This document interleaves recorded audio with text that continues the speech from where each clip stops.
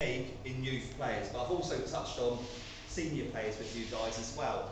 So when we're going through module 1, I've been showing you how to adapt it to youth. We'll be talking a lot about the foundation phase for me in football. You know, the 8s, 9s, 10s, 11-year-olds we'll be doing a lot of work with, but showing you guys as well how to senior ones as well. And I'm always talking about thinking outside the box, how you could adapt the sessions and stuff as well, and to make it more challenging for those players that you're coaching. So this is a presentation I've done for the Welsh FA. We had a senior conference once a year. All the coaches come in. So I had managers from Premier League teams. Anyone that's associated with the Welsh FA, ever high. We had Premier League managers there. Chris Coleman, international manager, doing stuff, all the way down to our grassroots coaches at the Welsh FA as well. They asked me to do something on. They gave me a topic: developing game effective technique in youth and senior players, which I think I delivered to you guys in module 1. Tell me if I'm right or not. So this is my presentation. So this is me. I'm Stuart Monk. Normally you know me now, but normally I'll do this at the beginning. I'm Stuart Monk. I'm the International Director for Concept for Soccer International. And I'm also a coach educator for the Welsh Football Trust as well. So some of the coaches that come through us work in Everton, Liverpool, Man City. A lot of the English-based coaches come through the Welsh FA to get their qualifications.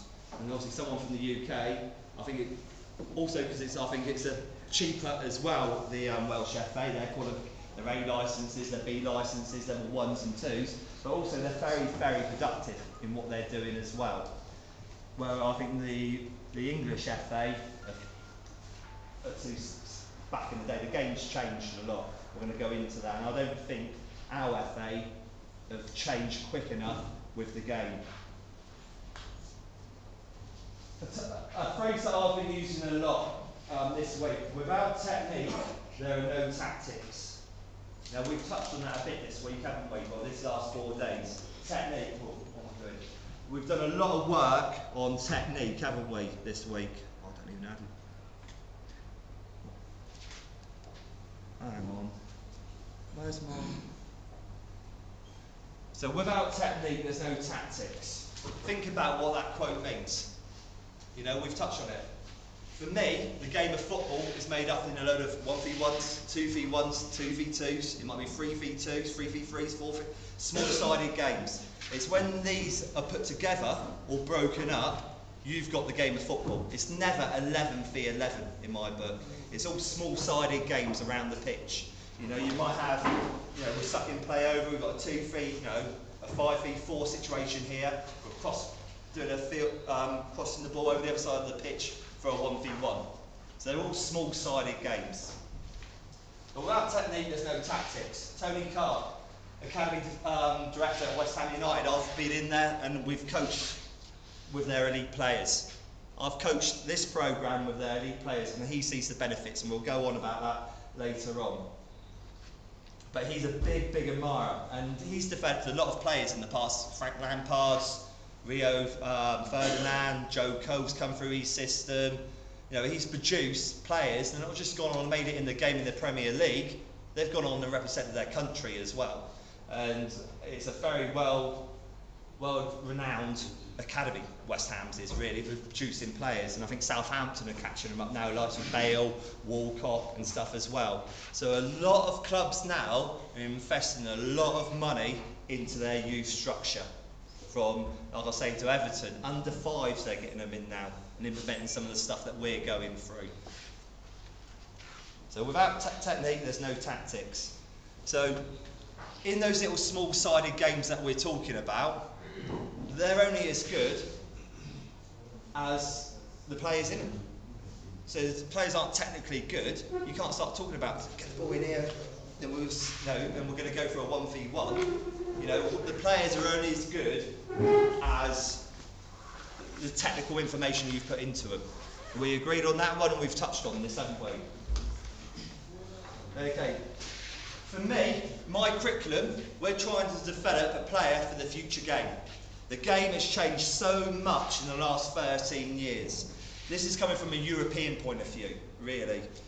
Improved playing surfaces. Even in Lusaka here, I went to the Olympic Development Centre here, and there's some great facilities here. Your facilities here are improving as well.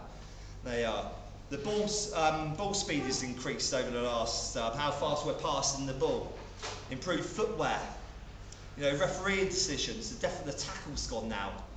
You know, playing fitness levels, they've definitely increased now as well. And you get larger squad and player rotations now in the modern game as well. Because we've got, there's lots of, Champions League, Europa League, international games, so they're getting bigger squads in now, so the players can cope with the demands of the game that's changing.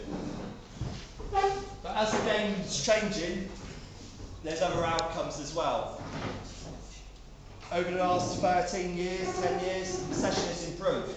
I think the Spanish, you look at European champions, world champions, arguably two of the biggest clubs in the world as well, Barcelona and Real Madrid. When you watch their styles of play, it's possession based. A lot of their game is they keep possession, don't they, for long periods of the time. And I think that their model is definitely influencing the British game now anyway. When you look at teams like Chelsea, Liverpool, Swansea, where they've got a nice style of play, haven't they? Keeping possession, creating creative players, and that's what we've touched on this week in Module 1 as well. So possession is improved. Possession with longer passing sequences. They're not rushing to get rid of the ball. Some of the sessions we've done today when we were coaching it, when we got the ball, we're trying to get rid of it quite quickly, weren't we? We're creating players now who are comfortable in possession, comfortable on the ball. More passes and receiving situations there are in the game now. More goals to score from prolonged passing sequences. I remember last season alone, Swansea, I think it was about 48 passes before they got a shot off on goal. 10 years ago, you would never have that sort of sequence, would you?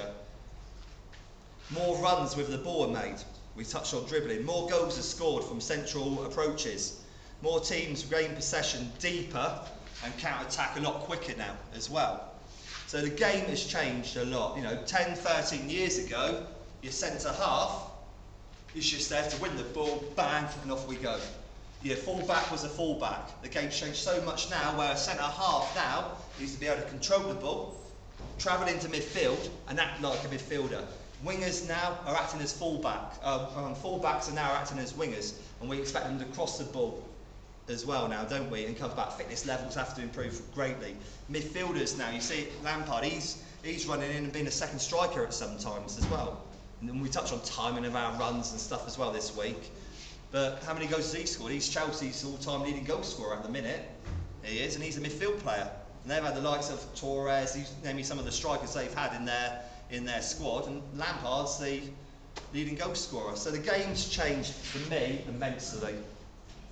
Forwards now as well, we're not just two up front, it's not the old 4-4-2, the systems, the style of play, everything's changed. And for me, as coaches, we need to change with the game as well and develop players that can play in the game now.